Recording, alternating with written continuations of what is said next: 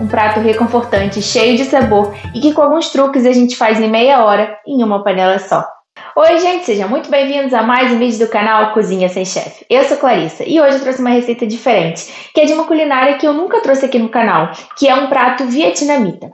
Esse prato é considerado hoje em dia como o prato nacional do Vietnã, apesar de ser um prato relativamente recente. Esse prato se chama pho. Apesar de se escrever assim pho, a pronúncia é mais entre o pho e o phu. Mas como a diferença ali da pronúncia é um pouco sutil, ao longo do vídeo eu vou chamar de pho para facilitar. E esse é um prato que carrega muita história do Vietnã. Ele surgiu por volta dos anos 1800 e existe uma certa controvérsia de qual seria a sua real origem. Alguns dizem que ele surgiu a partir de um prato cantonês. Outros dizem que ele surgiu a partir de um outro prato que já existia no Vietnã, mas que era feito com carne de búfala e depois ele passou a ser feito com bife. E outros dizem ainda que esse prato surgiu inspirado em um prato clássico francês, que é um ensopado chamado de pot au feu. Inclusive acreditam que o nome pho tenha sido uma variação do feu no nome pot au feu. E a verdade é que, apesar de não se saber exatamente a origem desse prato, ele tem sim grande influência francesa, assim como muitos outros pratos vietnamitas por causa da ocupação francesa no Vietnã, inclusive o uso do bife, mas ele também tem influência chinesa pelas especiarias e pelo macarrão de arroz que normalmente é usado nesse prato. E esse prato surgiu no norte do Vietnã, mas durante a Guerra do Vietnã, com a separação do Vietnã em duas partes, muitos vietnamitas migraram do norte para o sul para fugir do regime comunista do norte, e assim esse prato acabou se espalhando e se popularizando pelo restante do Vietnã. Obviamente ele ganhou influências diferentes, ingredientes diferentes e chegou no pho mais ou menos como a gente conhece hoje. E se você está se perguntando o que exatamente é o pho, embora existam algumas diferenças entre o norte e o sul do país, de forma geral ele é um caldo, normalmente feito à base de caldo de carne ou caldo de ossos, que na verdade é o mais comum. Esse caldo fica apurando por várias horas com especiarias e com outros ingredientes, e depois ele é servido bem quente sobre o macarrão, e a esse caldo também se colocam fatias muito finas de bife cru, e a ideia é que o bife cozinhe no próprio calor do caldo, por isso o caldo é servido bem quente. E também é comum encontrar bastante ervas frescas e pimenta que tornam o prato ao mesmo tempo refrescante e picante. O mais curioso é que no Vietnã esse prato pode ser comido no café da manhã, no almoço ou no jantar, então é um prato bem versátil. E é claro que a versão tradicional desse prato pode levar até horas para ficar pronta. A gente não vai fazer uma versão super autêntica, mas eu vou te mostrar como fazer um pho express de forma prática, rápida e muito saborosa. E todos os sabores essenciais desse prato ainda vão estar presentes. Então, se você quer aprender a fazer uma receita de pho vietnamita express, já sabe. Se inscreve no canal, fica comigo até o final do vídeo e vamos juntos. A base dessa receita é o caldo, a gente tem que garantir um caldo bem saboroso, então a gente vai começar por ele. Antes de começar a fazer o caldo, eu levei minha carne para o congelador. Eu vou deixar no congelador por uns 15 a 30 minutos no máximo, a gente não quer que a carne congele. Nessa receita, principalmente, a gente quer cortar a carne em tiras bem fininhas, porque lembra que a gente quer que ela cozinhe dentro do caldo, com o calor do próprio caldo. Então, se ela estiver muito grossa, ela não vai cozinhar por dentro. A ideia é que ela cozinhe com o calor do caldo, e aí ela vai ficar cozida, mas ainda bem macia. E aí, para cortar em tiras bem fininhas, fica mais fácil se ela estiver mais firme, por isso é importante colocar no congelador. Só não esquece ela lá, porque senão ela vai congelar e depois você não vai conseguir cortar também. Vou começar a fazer o caldo, depois eu já tiro a carne pra gente cortar, enquanto o caldo tá ali apurando sabor. E normalmente o caldo é feito com uma base de caldo de carne ou caldo de ossos. O mais comum é caldo de ossos, mas aqui eu tenho um caldo de carne que eu já ensinei a fazer em outros vídeos aqui. Mas rapidamente eu dou uma seladinha na carne, tiro a carne, coloco os aromáticos, cebola, cenoura, salsão. Aí eu volto com a carne, coloco a água, deixo na pressão por uns 20 minutos, a carne vai estar macia e eu tenho meu caldo de carne. E a gente vai aromatizar esse caldo com algumas especiarias. A gente vai refogar a cebola junto com gengibre. E aqui vem a primeira diferença. Eu vou usar o gengibre em pó, mas normalmente se usa o gengibre fresco. Você coloca um pedacinho e depois quando você coar o caldo, ele vai sair junto com a cebola e as outras especiarias. Mas eu já falei aqui que eu tô preferindo usar o gengibre em pó porque eu acho mais prático, porque o gengibre fresco, às vezes, eu esquecia na geladeira e acabava secando e eu não conseguia mais usar. Então, eu vou usar o gengibre em pó. Além do gengibre, vai também canela em rama e anis estrelado. Eu sei que anis estrelado não é tão fácil de encontrar, eu tinha aqui, na verdade, por causa de outra receita, nem sei para que eu usei, mas se você não tiver, é só não usar. E eu vou colocar também uns 2 ou 3 cravinhos, lembrando que o cravo é bem potente, então é bom não exagerar. E vai também um pouquinho de açúcar mascavo. Aqui tem um pouco menos de uma colher de sopa de açúcar mascavo. Eu vou deixar o caldo apurar com todas essas especiarias e depois no final eu vou colocar um pouquinho de shoyu e um pouquinho de molho de peixe. Eu sei que o molho de peixe também não é uma coisa tão comum. Na verdade, eu uso o molho de peixe aqui para fazer o kimchi. O molho de peixe é bem potente, ele é bem pungente, tem um sabor característico. Inclusive, eu acho o sabor bem forte, então eu uso bem pouquinho mesmo, só para trazer aquele saborzinho característico no fundo. Mas se você não tiver, você pode colocar um pouquinho de alga nori, aquela alga de sushi, se você encontrar, ou então você pode colocar um pouquinho de molho inglês. Não tem uma substituição assim direta, mas são substituições que podem funcionar. Então eu vou começar aqui cortando a minha cebola. Eu vou cortar em meias luas, mas a gente não precisa se preocupar com o corte, porque na verdade a gente só vai refogar ali para ela soltar um pouco o sabor, mas depois a gente vai coar esse caldo. Azeite aqui na panela. Quando eu faço pratos asiáticos aqui no canal, eu costumo usar bastante o óleo de gergelim. Mas a culinária asiática ela é muito diversa. E eu sinto que o óleo de gergelim ele é um pouco mais comum ali na China e no Japão. No Sudeste Asiático, como Vietnã, Tailândia, eu costumo sentir que eles usam óleos mais neutros. Como eu não gosto muito de usar óleo, tipo óleo de soja para cozinhar, eu acabo usando azeite mesmo, que para mim já é neutro o suficiente. O azeite esquentou, vai a cebola. Vou colocar uma meia colher de chá de gengibre. E eu tô fazendo esse prato para uma pessoa, tô fazendo só para mim pela quantidade de carne que eu tenho.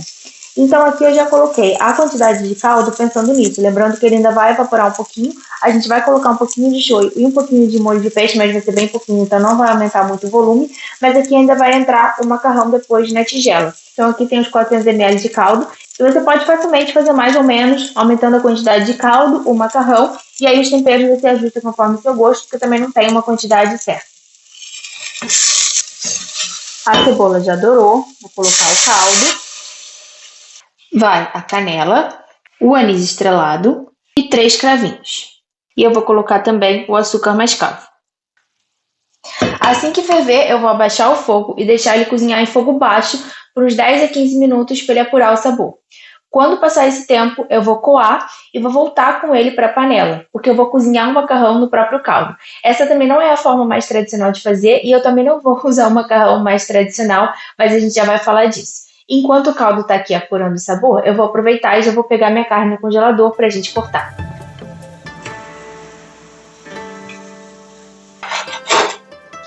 Tem que ser fatias bem fininhas mesmo para a gente cozinhar a carne no caldo.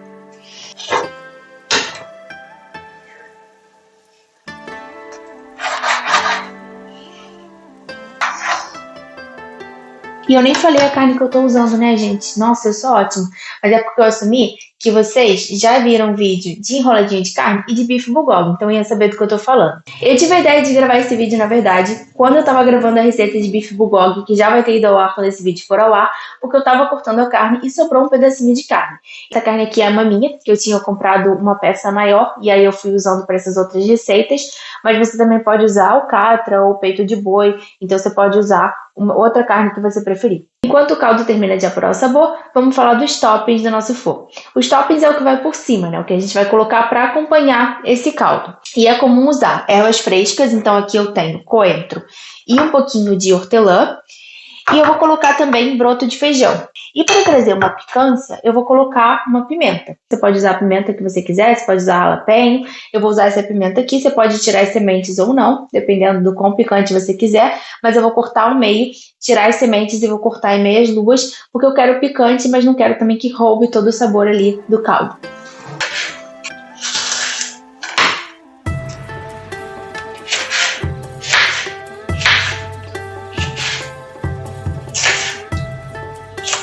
E é comum servir esse prato também com limão, porque aí você pode espremer para trazer uma certa acidez que também vai ajudar a refrescar um pouco toda a potência do caldo, né, com o shoyu e o molho de peixe. Então já vou cortar aqui o limão também. Já deu tempo aqui do caldo, então eu vou coar. Vou voltar com o caldo aqui para a panela. Já vou colocar o shoyu, vou usar uma colher de sopa e meia colher de sopa do molho de peixe. Vou deixar o caldo ferver e assim que ferver eu vou colocar o macarrão. Esse macarrão aqui parece miojo, mas não é miojo. Esse é um macarrão de yakisoba, que eu já mostrei aqui no vídeo de yakisoba. E é um macarrão que ele é super prático, porque ele cozinha em 3 minutos, que não é o macarrão mais tradicional de usar nessa receita.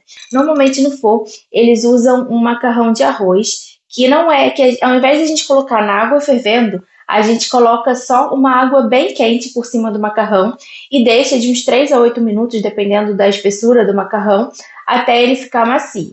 Mas eu quis usar esse macarrão aqui porque era um macarrão que já tinha aqui em casa, e aí para mostrar que você pode fazer com outros tipos de macarrão também. E por isso que o mais tradicional também não é colocar o macarrão direto ali no caldo, como eu vou fazer, porque esse outro macarrão que eles usam, a gente só coloca na água quente. Então eles colocam numa tigela separada com água quente, depois colocam o macarrão na tigela onde a gente vai servir e o caldo por cima, mas eu vou fazer dessa outra forma, porque aí meu macarrão já cozinha ali no caldo e eu uso uma panela só. Ferveu, já posso colocar o macarrão. Podia ter um pouquinho mais de água aqui para cobrir o macarrão, mas aí eu vou dando uma separadinha aqui. Já deu o tempo aqui e eu posso servir. Eu começo colocando o macarrão no fundo da tigela e aí eu jogo o caldo. E agora eu posso colocar os toppings. Então, os brotos, o coentro, a hortelã, a pimenta e a carne. E o limão.